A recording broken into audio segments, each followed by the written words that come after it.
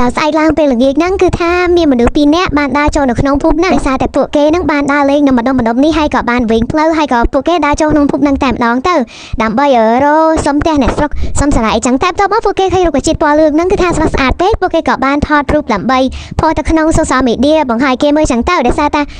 រុក្ខជាតិហ្នឹងវាស្អាតពេកបន្ទាប់ពីពួកគេបានថតរូបហើយមិត្តភ័ក្តិរបស់ម្នាក់ឯពាក់អាវពណ៌លឿងហ្នឹងក៏បាននិយាយថាយើងគួរតាណាទេទៅបើសិនជាយើងវិញផ្លូវអញ្ចឹងហើយក៏បានបបួលគ្នាដើរទៅសុំផ្ទះគេស្នាក់នៅមួយយប់ចឹងទៅបន្ទាប់ពីនិយាយហើយពួកគេក៏បានដើរទៅរកផ្ទះអ្នកស្រុកដើម្បីសុំស្នាក់អាស្រ័យចឹងទៅដែលមិនដឹងថានៅក្នុងភូមិនេះសុទ្ធតែផ្ទះខ្មោចនោះទេដោយសារតែស្លាប់អស់ហើយប៉ុន្តែនៅសល់តែលោកមេភូមិមួយប៉ុណ្ណោះហើយចៃដន្យឯពួកគេក៏បានដើរចូលទៅក្នុងផ្ទះលោកមេភូមិតែម្ដងពិតជាចៃដន្យមែនតើហើយក៏ជាសំណាងអាក្រក់របស់ពួកគាត់ដែរនៅពេលដែលពួកគេទៅដល់ផ្ទះលោកមេភូមិហើយពួកគេបានគូសទ្វារឲ្យលោកមេភូមិចឹងទៅហើយលោកមេភូមិក៏បានចេញមកចេះរឿងដល់សង្ហាបន្ទាប់ពីគាត់បានឃើញនារីទាំងពីរហើយក៏បានសួរថាតើអ្នកទាំងពីរមានការអីគេមែនចង់ឲ្យខ្ញុំជួយមានរឿងអីមែនចឹងទៅបន្ទាប់ពីលោកមេភូមិចេញពីក្នុងផ្ទះមកពួកគេទាំងពីរមានអារម្មណ៍ថាលងស្នេហ៍លោកមេភូមិខ្លាំងមែនតើដោយសារតែលោកមេភូមិមុខក៏ស្អាតរូបរាងក៏សង្ហាចឹងទៅក៏បានលាក់ក្នុងលងស្នេហ៍លោកមេភូមិអីចឹងទៅតោះមកនារីអាលឿងក៏បាននិយាយថាខ្ញុំសូមស្នាក់ក្នុងផ្ទះលោករយៈពេលមួយយប់សិនដោយសារតែខ្ញុំវិញផ្លូវអញ្ចឹងតើទៅពីលឺសំណើរបស់អ្នកទាំងពីរហើយលោកមេភូមិក៏បានយល់ព្រមដោយសារតែជាអាការលោកគាត់ចង់សម្លាប់ដើម្បីហូបឈាមអីចឹងទៅប៉ុន្តែនារីទាំងពីរអ្នកនោះគឺគាត់ដឹងអីទេគាត់ដឹងថាលោកមេភូមិគឺសង្ហាហើយធ្វើឲ្យនារីអាកាជោគនឹងមានជាការរំភើបខ្លាំងមែនទែនដោយសារតែបានគេនៅក្នុងផ្ទះរបស់ប្រុសស្អាតពួកគេទាំងពីរថារត់ដើរចូលទៅក្នុងផ្ទះដើម្បីសម្រាកហើយតែ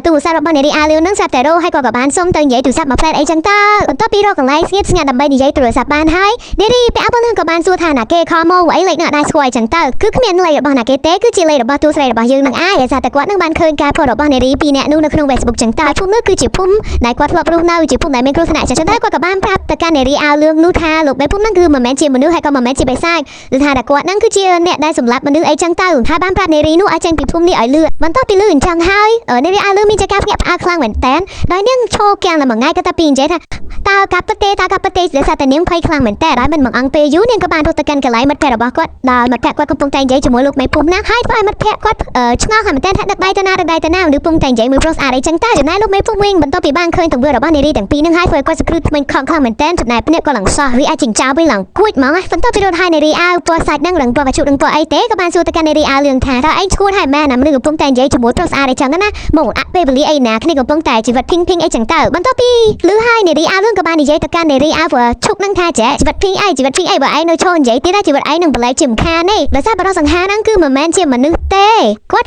់គឺតែងតែសម្លាប់មនុស្សណាគាត់គឺជាគិតកោដូចថាគាត់និយាយទាំងភ័យហ្មងបន្ទាប់ពីបានស្ដាប់ហើយនារីអាវពណ៌កាឈុកនឹងមានជាការភ្ញាក់ផ្អើលចំណែកឯទូស្រីរបស់យើងក៏បានខលទៅកាន់ប៉ូលីសដើម្បីឲ្យទៅភូមិនឹងដើម្បីរកមើលនារីទាំងពីរនាក់នឹងចឹងណាពួកអីខ្លាចគាត់អត់ដឹងផ្លូវណាដែលសារតែគាត់ពង្វេងផ្លូវគាត់ស្គាល់ភូមិនឹងច្បាស់ទេខ្លាចមានគ្រោះថ្នាក់ដល់ជីវិតពួកគាត់អីចឹងទៅចំណែកឯប៉ូលីសរបស់យើងនេះបន្ទាប់ពីលឺហើយក៏បានធ្វើដំណើរទៅកាន់ភ្លាមតែម្ដងចំណែកនារីទាំងពីរហ្នឹងគឺថាអត់មានគ្មានសង្ឃឹមថារស់ទេដោយសារពេលនេះលោកមេភូមិបានមកដល់ហើយក្នុងអង្គពេលយូរលោកមេភូមិក៏បានសម្លាប់អ្នកទាំងពីរហ្នឹងតែម្ដងចំណែកឯប៉ូលីសវិញក៏បានមកដល់ភូមិហ្នឹងហើយប៉ុន្តែដោយសារតែគាត់អត់ទាន់បានដឹងព័ត៌មានច្បាស់លាស់ថាអ្នកទាំងពីរហ្នឹងរស់ឬក៏ស្លាប់នោះទេអ្នកទាំងអស់គ្នាថាហួសពេលគឺហួសពេលហើយអ្នកទាំងអស់គ្នាដោយសារតែនារីទាំងពីរហ្នឹងគឺបានសម្លាប់ដោយលោកមេភូមិប៉ូលីសមានជាការភ្ញាក់ផ្អើលខ្លាំងមែនតើហើយចាប់ពីពេលនោះមកប៉ូលីសបានដាក់បំរាមមិនឲ្យនរណាចូលនៅក្នុងភូមិនេះជាដាច់ខាតសារខ្លាចមានគ្រោះថ្នាក់ដោយអាយុជីវិតដោយនារីទាំងពីរនោះទៀតគឺថាប៉ូលីសបានបិទច្រកគ្រប់ផ្លូវតែម្ដងអត់ឲ្យនរណាចូលទាំងអស់ខ្លាចមានគ្រោះថ្នាក់និយាយរួមទៅអ្នកទាំងអស់គ្នាអ្នកភូមិដែលធ្លាប់រស់នៅក្នុងភូមិនេះគឺថាស្លាប់ទាំងអស់តែម្ដងគ្មានសល់អីតែមួយទេចឹងភូមិនេះបានគេដាក់ឈ្មោះថាគឺជាភូមិខ្មោចតែម្ដងទៅអេដមីនគាត់ថាប៉ូលីសធ្វើបែបហ្នឹងក៏ល្អដែរដើម្បីកុំឲ្យគេចូលទៅស្លាប់ចឹងស្លាប់ម្ដងម្នាក់ចឹងវាអាចនឹងពិបាកដែរ